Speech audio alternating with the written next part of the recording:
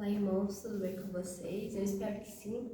Como vocês já sabem, né, já perceberam e talvez já tenham visto o último vídeo, na semana passada eu não fiz vídeo, mas então essa semana eu vou estar fazendo o estudo que seria da semana passada e também o dessa semana. Não vou deixar para depois, vamos já fazer tudo nessa semana.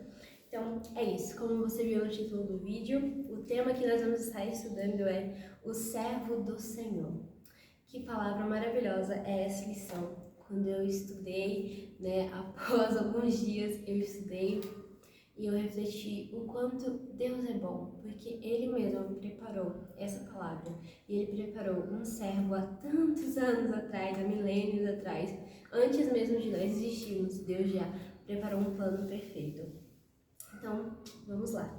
O texto base diz assim: foi da vontade do Senhor esmagá-lo e fazê-lo sofrer. E embora o Senhor tenha feito da vida dele uma oferta pela culpa, ele verá a sua prole e prolongará os seus dias, e a vontade do Senhor prosperará em sua mão. Depois do sofrimento de sua alma, ele verá a luz e ficará satisfeito. Pelo seu conhecimento, meu servo justo justificará a muitos e levará a iniquidade deles. E esse texto base se encontra lá em Isaías 53, versículo 10 e versículo 11. O objetivo dessa lição é identificar a obra do servo do Senhor, descrita no livro do profeta Isaías, e nos comprometer com o seu chamado, obediência, sofrimento e salvação. Eu acredito que para muitos de nós fica claro, mas talvez para você não esteja claro quem é esse servo. Esse servo é Jesus Cristo, e antes mesmo da existência de Jesus, das pessoas saberem sobre Jesus, né, enfim, Jesus já estava predito há muito tempo antes. E no livro de Isaías, enquanto Isaías exortava o povo, dava palavras de esperança, ele deixava aqui essas passagens messiânicas, eu sempre esqueço essa palavra, essas passagens messiânicas dizendo sobre o Messias, falando sobre o Messias. E aqui diz que este servo sofreria por causa dos nossos pecados, por causa das nossas iniquidades, porque ele seria um servo justo que justificaria todos os pecadores. Então, que maravilha, né? Graças a Deus nós temos Jesus Cristo. E neste ponto da jornada, pelo livro do profeta Isaías, estudaremos o trecho que descreve o servo do Senhor. Eu não sei como está a sua leitura do livro de Isaías, não sei se você já leu o livro de Isaías, se você talvez nunca nem tenha aberto, mas eu recomendo que você leia os livros de Isaías, pode ser capítulo por capítulo, caso você não tenha muito tempo, assim, um dia todo para dedicar à leitura, né? Mas essa lição, ela se baseia no capítulo 49 até o capítulo 55, falando sobre esse servo. E essa lição, ela é dividida em 4 tópicos. Os 4 tópicos nós já conseguimos ver um pouquinho deles lá no objetivo. O primeiro tópico é o chamado do servo. Então, a imagem do servo do Senhor se refere a Cristo. Então, esse foi o chamado desse servo, ser o Salvador, ser aquele que levaria os pecados de todo mundo para que fosse justificado. Graças a Deus. Em primeiro lugar, o servo do Senhor foi chamado para reunir e restaurar Israel após o cativeiro babilônico. Então, quando Isaías estava escrevendo, enquanto Isaías estava falando, estava tendo todos aqueles acontecimentos, né? O povo rebelde, o Senhor chamando o povo, e aí o Senhor dizendo, olha, para que vocês voltem a olhar para mim, eu vou permitir que vocês sejam capturados, vocês vivam em cativeiro. Então, naquele momento onde o povo estava no cativeiro, estava sendo dito que eles iriam para o cativeiro, e também quando já estavam no cativeiro, tinham palavras de que eles seriam salvos, eles seriam retirados do cativeiro. Em segundo lugar, o chamado do servo do Senhor para restaurar Israel aponta na direção da salvação de todos os povos. Não somente Israel, mas gente de todas as nações experimentariam a salvação por meio do servo do Senhor. Farei de você luz para os gentios, para que você leve a minha salvação até os confins da terra. Isso se encontra lá em Isaías 49, versículo 6. Então, mediante a esse sacrifício do servo, mediante, na verdade, a esse chamado do servo, o povo de Israel seria salvo, mas também todas as nações do mundo. Porque até aquele momento, né, Israel tinha a certeza de que eles tinham a promessa. Eles eram descendentes de Abraão. Eles tinham a promessa de que o Senhor seria com eles, que o Senhor daria uma terra prometida, e o Senhor já tinha entregue essa terra prometida.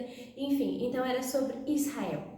Mas o servo do Senhor, o chamado do servo do Senhor era para estender essa promessa a todas as nações, a todo o mundo. Então eu me sinto tão privilegiada para uma promessa que era só para um povo, chegou até mim, que sou brasileira, estou aqui em Santana de Parnaíba, uma cidadezinha aqui em Santana de Parnaíba, e o servo do Senhor fez com que essa promessa chegasse até mim, que nem conhecia Abraão, nem vi ele, nem vi a família dele, enfim, não estava ali naquele momento e nem estava próximo, né, nem no território, mas a promessa se estendeu a mim graças ao servo do Senhor. O segundo capítulo, o segundo tópico dessa lição é a obediência do servo. O servo do Senhor, ele era obediente à palavra de Deus. O servo do Senhor, ele era obediente ao que o Senhor mandava. Em contraste com a desobediência de Israel, então, só abrindo um parênteses aqui, é muito interessante quando a gente pensa na desobediência de Israel e nós ficamos, meu Deus, como Deus é paciente com esse povo. Se fosse eu já tinha matado todo mundo que eu não tinha aguentado. Mas e quando a gente se coloca aqui também? Vou mudar a frase aqui. Em contraste com a desobediência de todos nós, o servo do Senhor não rejeitou a vontade de Deus, mas cumpriu, mesmo quando essa vontade levou ao sofrimento atroz. Vamos ler aqui Isaías 50, versículo 6. Ofereci minhas costas àqueles que me batiam, meu rosto àqueles que arrancavam minha barba. Não escondi a face da zombaria e dos cuspes, porque o Senhor, o soberano, me ajuda. Não serei constrangido. Por isso eu me opus firme como uma dura rocha, e sei que não ficarei decepcionado. Então aqui, o servo do Senhor, ele sofreria, ele apanharia, ele seria zombado, né? Aqui é interessante a escolha de palavras, que ele fala, eu não serei constrangido, mas ele foi constrangido, mas isso não parou a missão dele, porque o constrangimento que ele passou na frente daquelas pessoas, o constrangimento de ser pendurado em uma cruz, não foi por ele mesmo, mas foi por obediência ao Senhor. Há somente uma luz nas trevas do pecado humano, aquele que Deus acende por meio do seu servo. Então, a nossa luz, aquilo que iluminou nosso caminho, que nos tirou do pecado, sabe, que nos deu uma oportunidade de vida eterna, é somente o servo do Senhor. Rejeitar essa luz e abraçar outra é equivalente a enfrentar o tormento de uma chama devoradora, porque o pecado, ele nos devora, o pecado tira tudo aquilo que é bom de nós. O pecado nos tira a eternidade, o pecado nos tira a vontade de continuar, sabe? A vontade de viver, a vontade de fazer o que é certo, porque nós nos afastamos da luz, que é o servo do Senhor. O terceiro tópico dessa lição é a salvação do servo. Deus fez uma aliança lá com Abraão, mesmo que ele fosse apenas um e a sua esposa Sara fosse estéril. Deus havia tornado numeroso aquele povo. No entanto, Israel, na época de Isaías, estava espiritualmente arruinado. Mas, mesmo assim, no capítulo 51 e 52, Deus continua chamando o seu povo a crer nele e para redimi-los. Então, o nosso pecado, né, a nossa falha, ela mostra o quão necessário é a presença de Deus, o quão necessário é o servo do Senhor, o quão necessário é Jesus Cristo, sabe? Porque se não fosse Ele, se não fosse isso, para onde nós iríamos? Para o que nós faríamos, sabe? É um lembrete para nós de que nós não somos capazes de alcançar a alegria plena, nós não somos capazes de encontrar a eternidade, nós não somos capazes de preencher o vazio que há em nossa alma, sabe? Há um vazio dentro de nós que é do tamanho de Deus. Acho que você já deve ter ouvido essa frase, provavelmente por aí. Mas é interessante quando nós estamos buscando gastar o nosso tempo com outras coisas, investir em outros vícios, enfim, eu não estou aqui falando apenas de drogas e fornicação, não estou falando sobre isso, mas às vezes são coisas que a gente acha que não são tão pecados assim, né? A gente gasta o nosso tempo fazendo qualquer outra coisa que não seja buscando o Senhor. Nós percebemos que esse vazio ele continua. Quando nós deitamos a nossa cabeça no travesseiro, nós percebemos que ainda há algo faltando. Em Isaías 51:12 diz assim: Eu mesmo lhes dou forças. Então, por que vocês têm medo de pessoas, de seres mortais que não duram mais do que palha? É o Senhor mesmo que nos dá forças. E eu comprovei ainda mais dessa verdade nessa semana que passou. Porque em momentos de fraqueza minha, em um momento de tristeza, em um momento de desânimo meu, o Senhor mostrou-se a minha força. Ele mostrou que eu não fazia aquilo por mim, eu não faço tudo isso por mim. E sim porque Ele me chamou, e sim porque Ele me escolheu, e sim porque Jesus me salvou, e sim porque Jesus colocou aqui, ó, como é o nome da palavra? A possibilidade da eternidade para mim. Eu só posso chegar à eternidade. Eu só posso estar cara a cara com Deus, porque Jesus fez isso. Porque o servo do Senhor fez isso. E o quarto tópico é a glória do servo.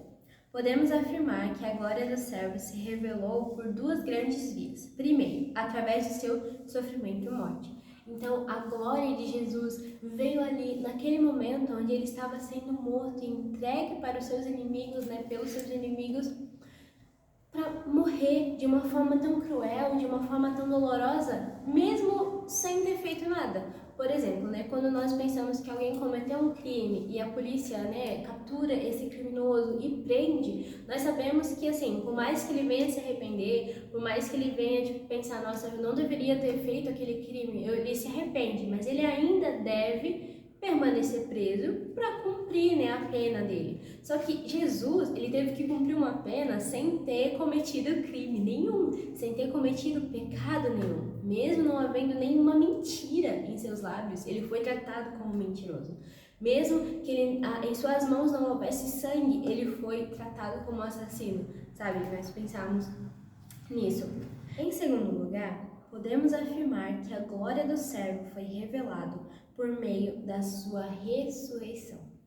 E a glória de Jesus foi revelada mais uma vez a nós quando ele ressuscitou. Porque, irmãos, nós não podemos ressuscitar, né? A não ser que seja o Senhor fazendo isso.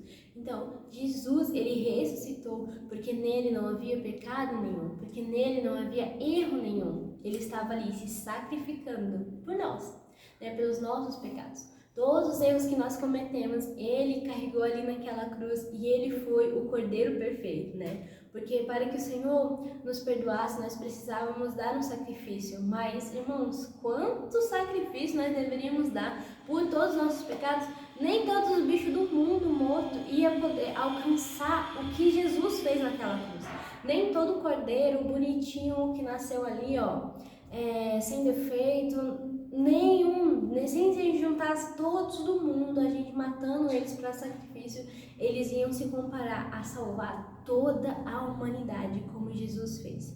Porque olha o tempo que passou desde a morte de Jesus e ainda alcança nós que nem estávamos lá na cruz, nós que nem estávamos lá com ele, nós que nem vivemos naquela época. A cruz foi para o nosso pecado também, e para o pecado dos nossos filhos, dos nossos netos, dos nossos bisnetos, até onde Deus quiser. Se Jesus quiser voltar agora, ele volta agora e vem até a gente, né, esse sacrifício. Mas se continuar nascendo pessoas, continuar crescendo pessoas, também foi pelo pecado delas. Então, que maravilha, né? Que Deus glorioso.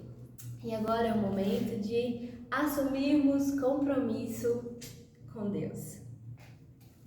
Primeiro compromisso. Conscientes da graça de Deus, anunciemos seu convite. Irmãos, olha só isso. O Senhor preparou um servo perfeito, um cordeiro perfeito, que é Jesus Cristo, para morrer por mim e por você e por todas as pessoas que estão nessa terra. Olha o amor do Senhor, como Ele se estende para as pessoas. Então nós devemos anunciar esse convite, nós devemos anunciar a palavra de Deus, anunciar a palavra de Jesus.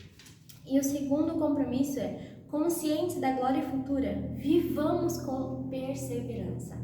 Isso aqui foi um tapa na minha cara, né? Porque eu não estava vivendo ali perseverante. E também um tapa mesmo, mas conscientes da glória futura, vamos continuar pregando a palavra de Deus, sabe? Porque ela vai muito além da minha vida, das minhas dificuldades, né, do meu pecado, da minha salvação. Ela quer dizer de todo mundo, de todas essas pessoas que ainda não conhecem Jesus, das pessoas também que já conhecem Jesus, mas é incrível. Lá em Isaías 55, versículo 6, tem uma parte que fala: buscai ao Senhor enquanto se pode achar. Então, isso nos leva a entender que haverá um tempo onde pessoas irão querer buscar o Senhor, mas Ele não será mais encontrado. As pessoas irão querer clamar o Senhor, mas Ele não será mais encontrado. Então, busque ao Senhor enquanto se pode achá-lo. Anuncie a palavra do Senhor enquanto as outras pessoas ainda podem achá-lo. Porque haverá um tempo onde não haverá como encontrar o Senhor.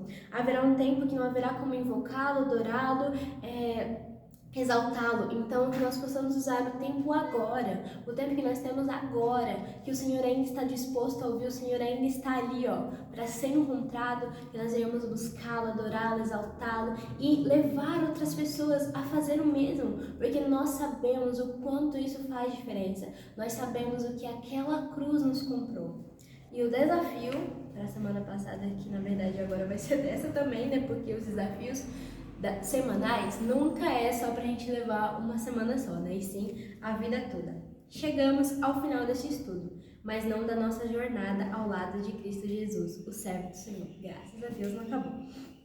Seu chamado, obediência, salvação e sua glória nos permite viver o anúncio da mensagem com perseverança até o dia final.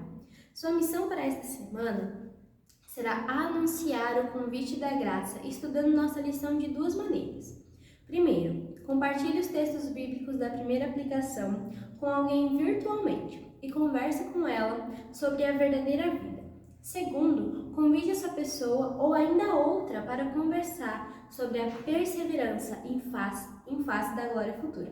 Topa o desafio? Espero que você tenha topado, viu? Porque compartilhar a palavra do Senhor é mais do que necessário para nós.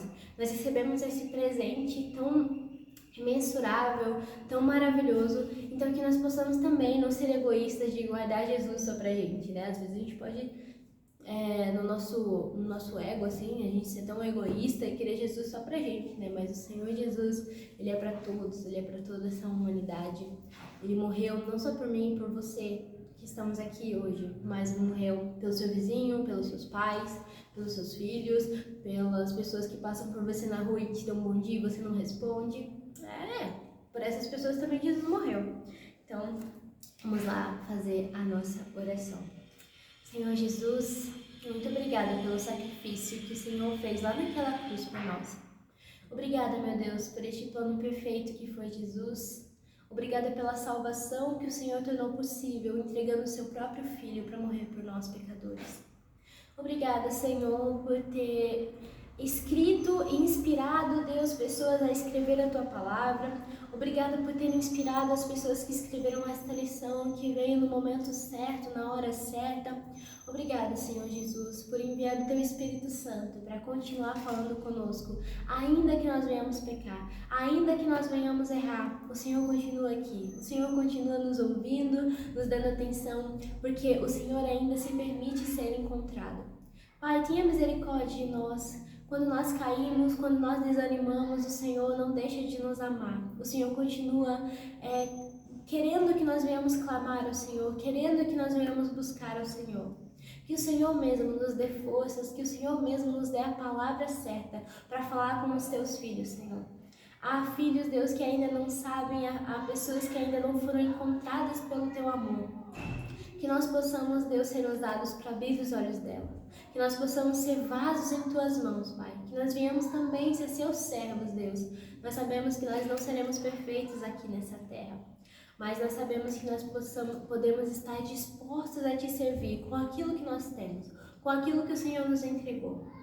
Pai, que em nome de Jesus nós sejamos usados para a honra e glória do Teu nome. Amém. Irmãos, e que o meu coração e o seu permaneça em chamas até a volta de Cristo. Amém.